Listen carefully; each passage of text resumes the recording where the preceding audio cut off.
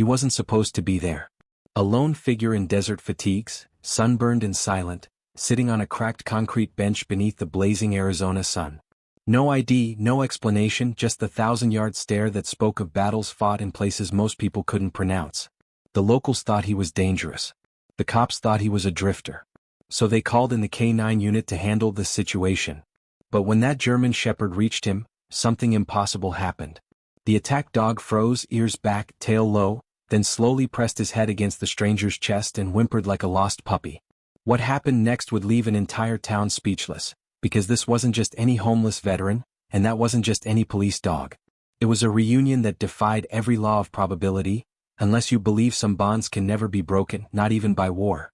The sun over Clearwater, Arizona rose like a furnace above the endless desert, casting long shadows across a town that time seemed to have forgotten.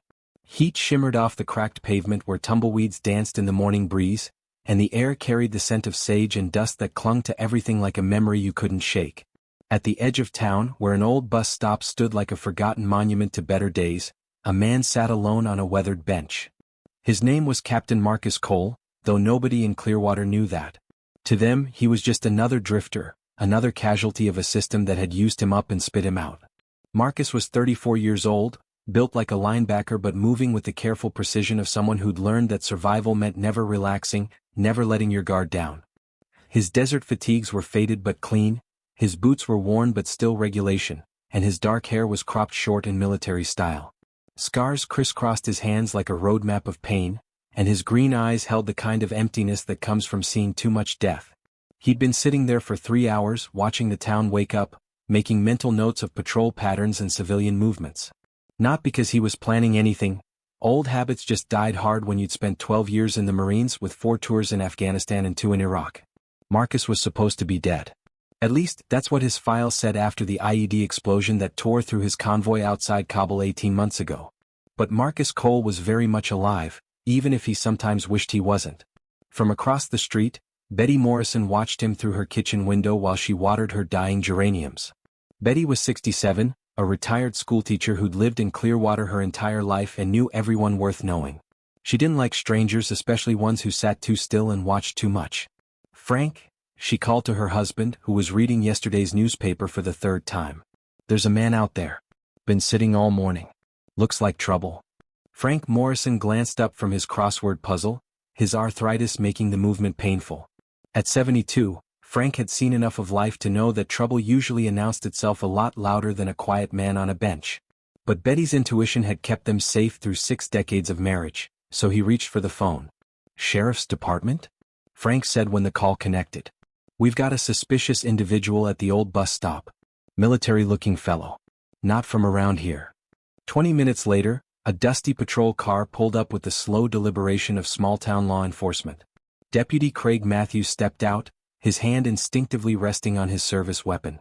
Craig was 28, fresh out of the police academy, and eager to prove he could handle anything Clearwater threw at him. The problem was, Clearwater had never thrown him anything like Marcus Cole. "Morning," Craig called out, his voice carrying that practiced authority they taught at the academy. "Mind if I ask what you're doing here?" Marcus looked up slowly, his movements deliberate and non-threatening. When their eyes met, Craig felt something cold slide down his spine. The stranger's gaze wasn't hostile, but it was evaluating, like a predator sizing up potential threats. "Just resting," Marcus replied, his voice gravelly from disuse. "Waiting for the next bus." "Bus doesn't run through here anymore," Craig said, stepping closer. "Hasn't for about 5 years now." Marcus nodded slightly. "Explains why it's taking so long." Craig didn't find the joke amusing.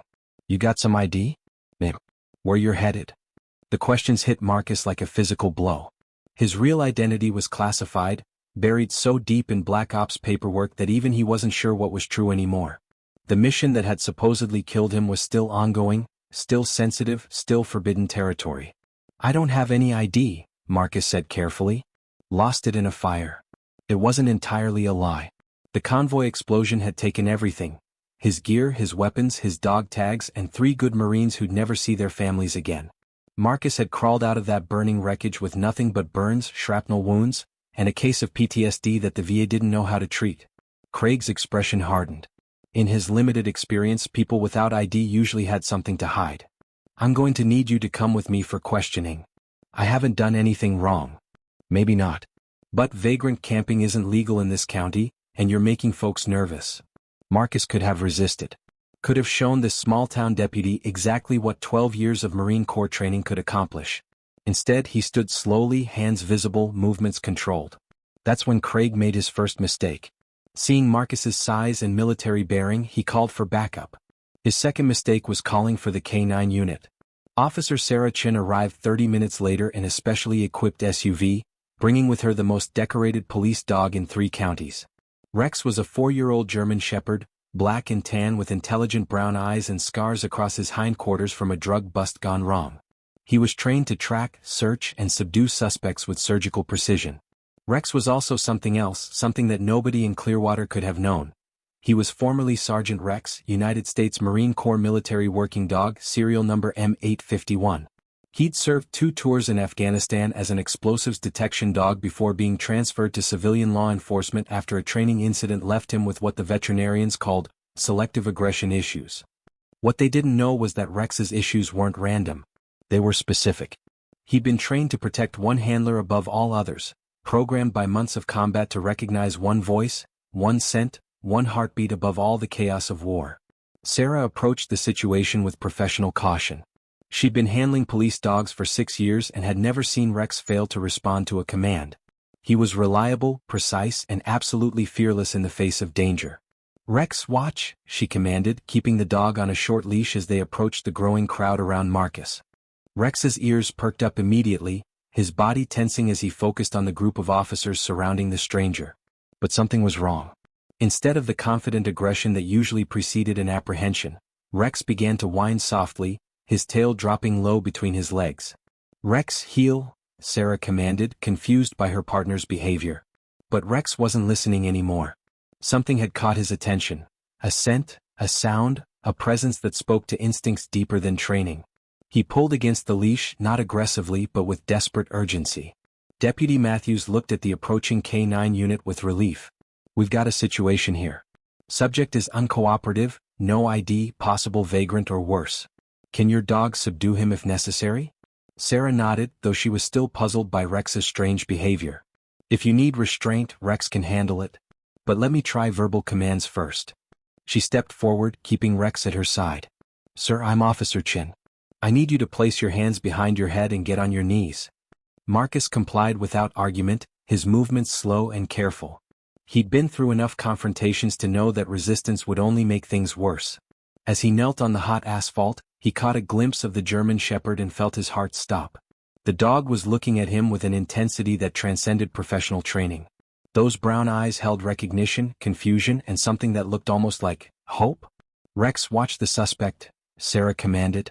Instead of assuming an attack posture, Rex sat down and tilted his head, studying Marcus with the focused attention of a scholar examining a rare manuscript. The whining grew louder, more desperate. Marcus felt his throat tighten. It couldn't be. The dog in front of him looked like. But that was impossible. His Rex had died in the convoy explosion. He'd seen the smoke, heard the screaming, watched the Humvee burn with everyone inside. "Rex," Marcus whispered, so quietly that only the dog could hear. The effect was instantaneous and electric.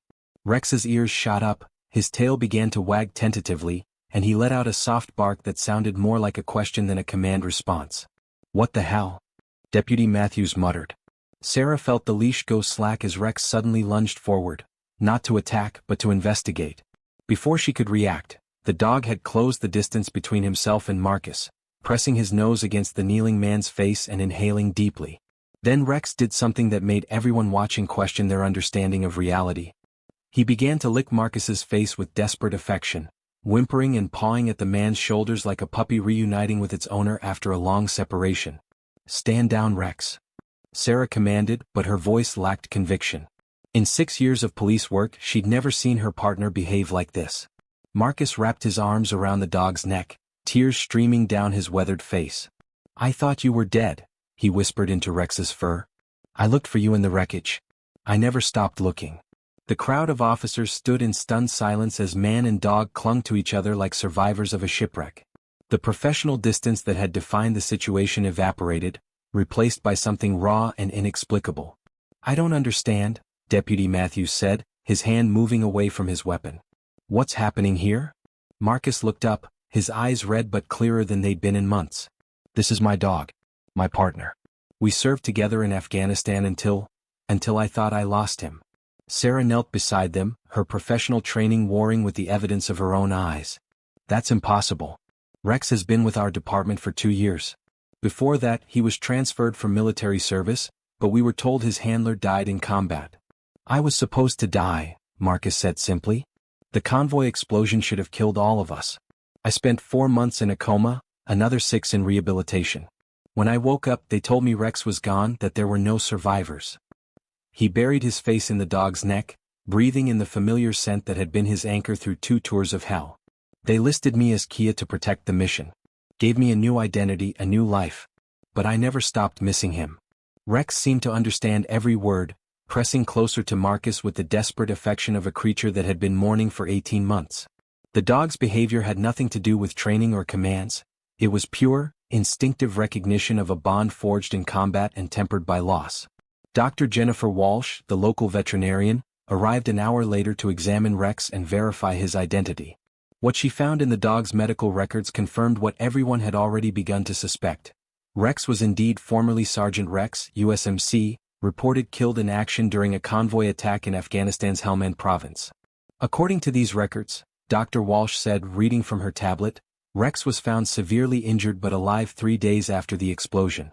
He was evacuated to a military veterinary hospital in Germany, then transferred to the States for rehabilitation. The paperwork shows his handler was listed as Kia, so he was retrained for civilian law enforcement. Marcus felt the final pieces of an impossible puzzle clicking into place. While he'd been fighting for his life in a classified medical facility, Rex had been fighting his own battle for survival half a world away. They'd both been declared dead, both been given new lives, both been mourning a loss that had never actually happened. The thing is, Dr. Walsh continued, Rex has always been different. Excellent at his job, but he's never fully bonded with his handlers. It's like he was waiting for something. Sarah Chin, who had worked with Rex longer than anyone, found herself nodding in agreement. He's always been professional but distant. I thought it was just his personality. Now I understand, he was grieving. The legal complications took 3 days to sort out. Marcus's true identity had to be verified through military channels, which meant calls to classified numbers and conversations with people who officially didn't exist. Rex's status as military equipment versus civilian asset required lawyers and bureaucrats and forms that nobody had ever filed before. But while the paperwork crawled through official channels, something beautiful was happening in Clearwater. The town that had initially viewed Marcus as a threat now saw him as a hero returning home. Betty Morrison, who had first called the police, brought him homemade soup and an apology. Frank Morrison offered him their guest room until he could get back on his feet. The local VFW post, which had been struggling with declining membership, suddenly found new purpose in helping one of their own navigate the bureaucratic maze of veteran services. They provided Marcus with temporary housing, legal assistance, and most importantly, a community that understood the invisible wounds he carried. Rex, meanwhile, seemed to transform before everyone's eyes. The professional but distant police dog became playful, affectionate, and obviously happy in a way that none of his handlers had ever seen. He never left Marcus's side, sleeping by his bed, following him on walks through town, and greeting him each morning with the enthusiasm of someone making up for lost time. On the 4th day, official word came down from Washington. Captain Marcus Cole was officially alive again, his death certificate rescinded, his benefits restored. Rex was officially retired from police service and transferred to Marcus's custody as a therapeutic service animal. The paperwork described it as an administrative correction, but everyone in Clearwater knew better. They had witnessed something that transcended bureaucracy, something that spoke to the deepest truths about loyalty, love, and the bonds that connect us across time and space. 6 months later, Marcus opened a small auto repair shop on the outskirts of town, specializing in vintage military vehicles. Rex spent his days greeting customers and supervising repairs with the dignity of a retired sergeant who had earned his pension. The shop became an unofficial gathering place for veterans from across the region, drawn by word-of-mouth stories about the Marine and his dog who had found each other against impossible odds. Marcus discovered that helping other vets work through their own challenges was exactly the mission he'd been looking for since leaving the service. On quiet evenings, Marcus and Rex would sit on the porch behind the shop, watching the Arizona sunset paint the desert in shades of gold and crimson. Rex would rest his head on Marcus's lap while the man told stories about their time in Afghanistan, about the Marines they'd lost, and about the road that had led them back to each other. "You never gave up on me, did you, boy?" Marcus would say, scratching behind Rex's ears. "Even when everyone else thought we were both dead, you kept believing." Rex would respond with the soft woof that had always been his way of saying, "I'm here, I'm with you, and I'm not going anywhere." The people of Clearwater learned something important from watching Marcus and Rex rebuild their lives together. They learned that sometimes the most profound healing happens not in hospitals or therapy sessions, but in the simple act of recognition, of seeing and being seen by someone who understands your story without needing words. They learned that loyalty doesn't have an expiration date, that love can survive any distance, and that sometimes what looks like an ending is actually just the beginning of a new chapter. Most importantly, they learned that miracles don't always announce themselves with trumpets and lights. Sometimes they arrive quietly in the form of a dog who refuses to attack the stranger he was ordered to subdue, because that stranger isn't a stranger at all, he's family coming home. The story of Marcus and Rex spread far beyond Clearwater, shared on social media and picked up by news outlets hungry for good news in a world that seemed to have forgotten what hope looked like. But for the people who witnessed it firsthand, it was never about viral videos or feel-good stories. It was about the reminder that in a world that often feels broken and disconnected, there are still bonds strong enough to survive war, bureaucracy, and 18 months of believing that everything you loved was gone forever. It was about the truth that some connections run deeper than paperwork, deeper than official records, deeper than the distance between life and death. And it was about the promise that no matter how lost we might feel, somewhere out there is someone, or something, that recognizes us for who we really are and has never stopped waiting for us to come home. If this story moved you, share it with someone who needs to believe in second chances. Drop a comment below if you believe that true loyalty never dies, and subscribe for more stories that prove miracles still happen. Sometimes on four legs, always when we need them most.